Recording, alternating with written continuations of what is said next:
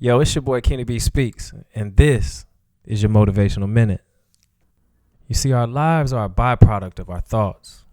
It's ultimately what's on your mind shows up in your life.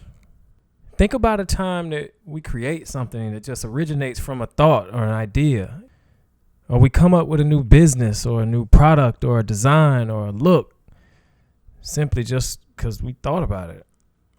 See, each day we go through this back and forth of like the yin and yang of the light and the dark. It's like having an angel on one shoulder and the devil on another, like giving us conflicting thoughts about what we should do and the approaches we should take and the choices we should make.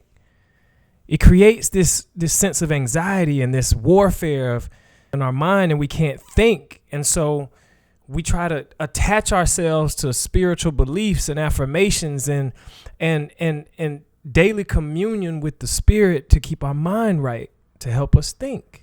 In order for the body to be transformed, it has to first start with the renewing of our mind. Our spiritual beliefs teach us not to copy the behaviors of the world and the customs of this place, but to renew our mind to become a new person and changing the way that we think. See, we gotta figure out a way to bring our thoughts into captivity, to align them with what we believe or what we genuinely want from a good place. See, we can't stop the thoughts from occurring. We can't stop our thoughts from being negatives all the time, but we can stop it from growing and from manifesting into our behaviors. See, most of the sins that we commit begin with the conception.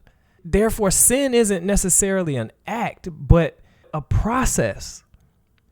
Similar to a seed, you know, when a thought is planted in our head or a seed is planted in our garden, and we water that seed based on, you know, the energy we're giving it, the attention that we're giving it, the prayer that we're giving it, the obsessive nature of our racing thoughts we call worry.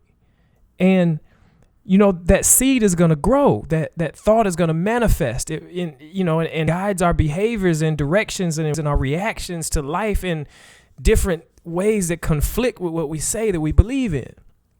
But simply by the renewing of our mind, we change the pattern of our thoughts. And by changing the pattern of our thoughts, we change the sequence of those thoughts. And those sequences ultimately determine our rhythm, like marching to the beat of a drum or singing to the tempo of a melody. And see, once you change the rhythm of your choices or the rhythm of your life, you change the vibe, you change the energy, you change your flow. So by the renewing of your mind, if you can ultimately renew the way that you think and start making choices that are aligned with a higher source or maybe a divine spirit that's leading you in the direction of goodness and everything positive and beautiful, regardless of the circumstances, then you can change the cadence of your thoughts and change the beat of your own drum. See, if you can change your mind, you can change your life.